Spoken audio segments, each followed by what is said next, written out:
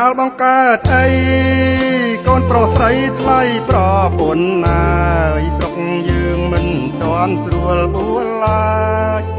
អោឯងហើយសំណោកនយោបាយប៉ុន្តែបងប្អូនពិចារណាពីការទទួលខុសត្រូវមើលទី1ការបង្កើតកូនអត់មកសុំទេដូច្នេះកូនគ្មានកំហុស 100% ក្នុងការចាប់ផ្ទៃអត់ទាំងអស់កូនអត់មានគួរស្វាសុំទេណាបងប្អូនដូច្នេះបាននិយាយពីការទទួលខុសត្រូវទី1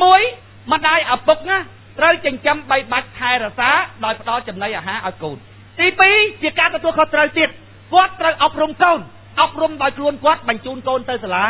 ដើម្បីអប់រំផ្ដល់ចំណេះដឹងឲ្យទៅជាប្រយោជន៍សម្រាប់កូនអត់មានចង់បានអ្វីទាំងអស់ពីព្រោះជាការទទួលខុសត្រូវយើងអ្នកបង្កើតគេមកនេះម៉ែឪដែលមានគុណត្រង់ហ្នឹងបងប្អូនគុណត្រង់ហ្នឹងឧទាហរណ៍ខ្ញុំលើកឧទាហរណ៍ណាអំពីម៉ែឪមួយដែលជាអ្នកមានគុណពិតប្រាកដណាបងប្អូនពិចារណាដែលគាត់បំពេញកាតព្វកិច្ចក្នុងនាមជាអ្នកទទួលខុសត្រូវដែលបានបង្កើតគេមកគាត់រកបន្ទោសកូនសំបីតែមួយម៉ាត់ក៏រកឃើញផងបងប្អូនរកបន្ទោសអត់ឃើញព្រោះរឿងអីរូបរាងកាយម៉ែឪបង្កើតទាំងមូលតិចពេលកូនកើតមកខ្ទើយខឹងកូនមិនក៏មិនចាត់ការឲ្យវាស្រួលឲ្យវាចេញមកឲ្យវាត្រឹមត្រូវមិនបានតែខឹងកូនរូបរាងកាយទាំងមូលម៉ែឪអ្នកបង្កើតដូច្នេះរូបរាងកាយទាំងមូលគ្មានបន្ទោសគេឲ្យច្បាស់លាស់ទី2ការអប់រំទាំងស្រុងអានឹងក៏ម៉ែឪដែរបញ្ជូនកូនទៅសាលាឬមិនបញ្ជូនកូនអានឹងម៉ែឪនិយាយមួយកូនយ៉ាងម៉េចអានឹងម៉ែឪឲ្យកូនប្រស្រ័យតាក់ទងជាមួយមិត្តភ័ក្តិយ៉ាងម៉េចអានឹងក៏ម៉ែឪសុទ្ធតែម៉ែឪទាំងអស់រឿងអីក៏ម៉ែឪរូបរាងកាយក៏យើងបង្កើតការអប់រំក៏យើងផ្ដល់រឿងអីដែលយើងបន្ទោសកូនបងប្អូនម៉ែឪដែលមានគុណសម្បត្តិណាដែលព្រះសម្មាសម្ពុទ្ធលោកសម្ដែងថាបុព្វការីជនគឺជាជនរកបានដោយកម្រអ្នកបង្កើតកូនទាំងអស់មិនមែនសុទ្ធតែបុព្វការីទេបើសំណាជាអ្នកបង្កើតកូនទាំងអស់សុទ្ធតែជាអ្នកមានគុណណាបុព្វការីប្រើមកថាអ្នកមានគុណបើអ្នកបង្កើតកូនទាំងអស់សុទ្ធតែជាអ្នកមានគុណមិនព្រះសម្មាសម្ពុទ្ធលោកសម្ដែងថាបុព្វការីជនរកបានដោយកម្រពីព្រោះបុគ្គលដែលបង្កើតកូនដោយគ្មានចង់បានអ្វីពីកូនត្រឡប់មកវិញនេះគឺជាបុគ្គលដែលមានដោយកម្រមកបងប្អូនពិបាករកណាស់បើសំណាជាម៉ែឪឲ្យតែបង្កើតកូនសិតតែមានគុណទាំងអស់ហេតុអ្វីបានព្រះសម្មាសម្ពុទ្ធសម្ដែងថាម៉ែឪដែលជាបុព្វការីរកបានដោយកម្របើម៉ែឪដែលគាត់យល់ច្បាស់ពីការទទួលខុសត្រូវក្នុងនាមគាត់ជាអ្នកបង្កើតគេមកដែលគេមិនសុំគាត់ណាគាត់ត្រូវនិយាយទៅកាន់កូនដែលវាខូចនិយាយយ៉ាងម៉េចចាក់ដៃកូនឲ្យមកអង្គុយទល់មុខម្ដាយកូនប្រុសមាសម្ដាយទោះបីជាកូនណាទៅជាអ្វីក៏ដោយកូនជក់គ្រឿងញៀនកូនដើរលេងកូនមិនគិតម៉ែមិនគិតឪម៉ែអត់បន្ទោសកូនទេណាកូនណាពីព្រោះនេះគឺជាការទទួលខុសត្រូវរបស់ម្ដាយកូនអត់បានសុំគោះទ្វារដើម្បីមកនៅក្នុងផ្ទះម៉ែទេ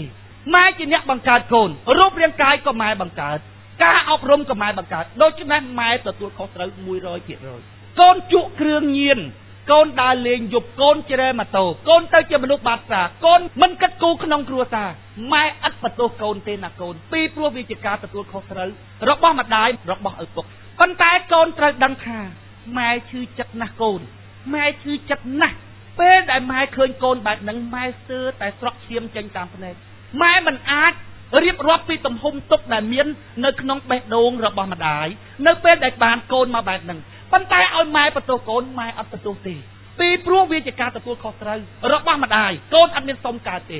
កូនត្រូវចងចាំថាគ្រប់ម្ដាយគ្រប់ឪពុកមិនដែលចង់ឲ្យកូនអាក្រក់ទេសូម្បីតែជួនកាលចំណេះដឹងរបស់គាត់តិចតួចគាត់ស្មានតែត្រឹមត្រូវ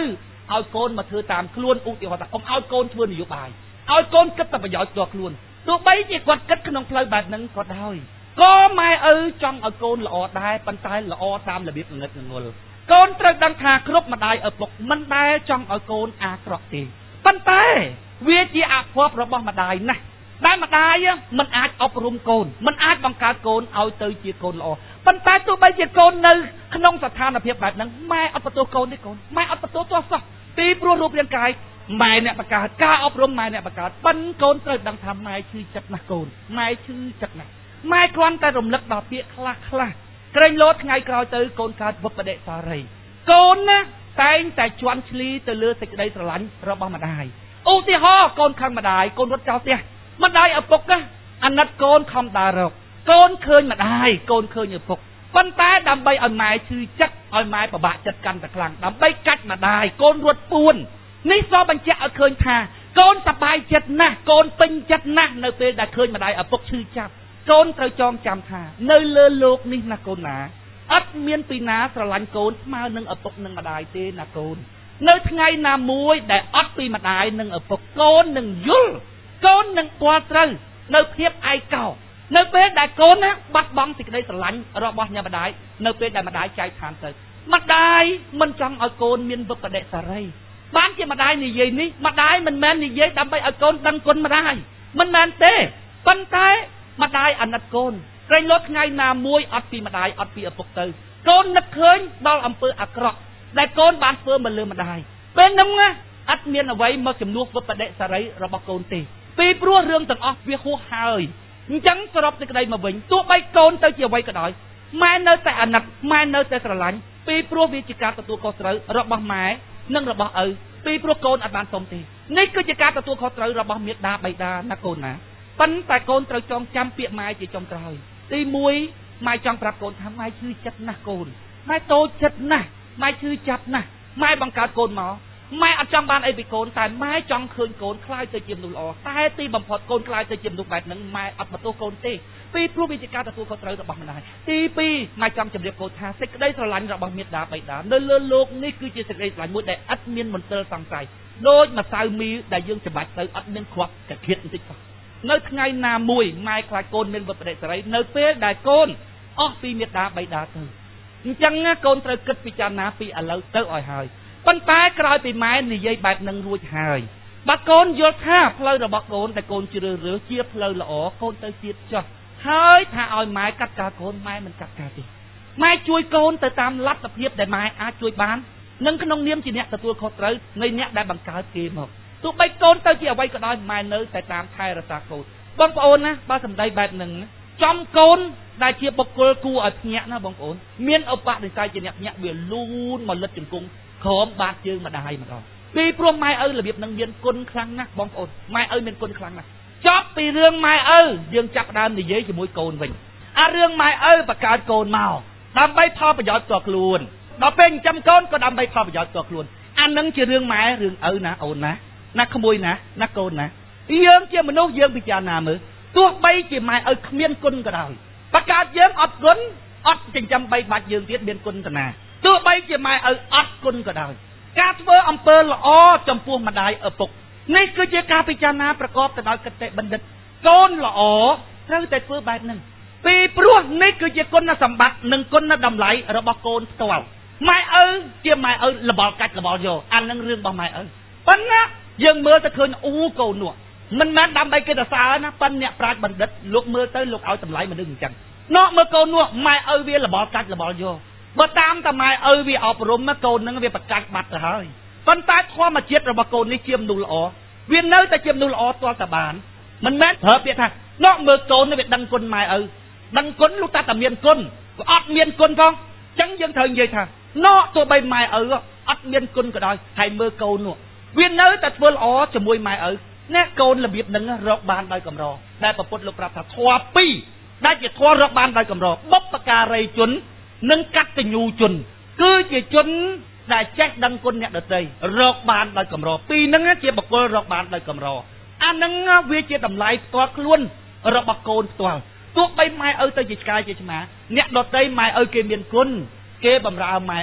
អាហ្នឹងជារឿងធម្មតាទេប៉ុន្តែមានកូនខ្លះម៉ែឪគ្មានគុណតសោះធ្វើបាបសពបែបសពយ៉ាងកូននៅតែធ្វើអំពើល្អជាមួយនឹងម៉ែឪដោយឥតប្រកាន់អ្វីទាំងអស់តើកូនប្រភេទហ្នឹងគួរឲ្យសរសើរប៉ុណ្ណាបើនិយាយតាមផ្លូវយើងល្អទាំងពីរម៉ែឪក៏ល្អអាកូននឹងក៏ល្អប៉ុន្តែបើនិយាយដោយប្រសង់សពថ្ងៃ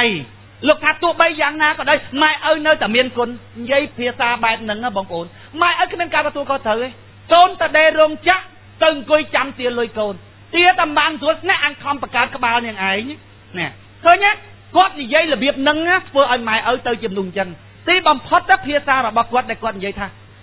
យើងត្រូវតែនិយាយថាម៉ែឪមានគុណអាកំណត់ទស្សនៈបែបហ្នឹងវារុញច្រានទៅឲ្យម៉ែឪគ្មានការទទួលខុសត្រូវវាធ្វើឲ្យភាគីម្ខាងអត់មានការទទួលខុសត្រូវអ្វីទាំងអស់តែបើនិយាយដូចយើងគឺបានល្អទាំងពីរណែអាហ្នឹងសុទ្ធសឹងតែស្គាល់អំពើល្អបងប្អូនស្គាល់ថាម៉េចទៅដែលនាំទៅរកនេះចម្រើនអាម៉េចទៅនាំទៅរកវិនាសបដៅរបៀបម៉េចអប់រំរបៀបម៉េចធ្វើឲ្យសង្គមល្អយល់ល្អិត អ្នកដែលអាចអប់រំបែបនឹងបានតើអ្នកនឹងពិចារណាច្រើនបើយើងធ្លាប់ពិចារណាមកថ្នាំងដៃតើយើងនឹងនិយាយមកឃ្លៀកមិនបាន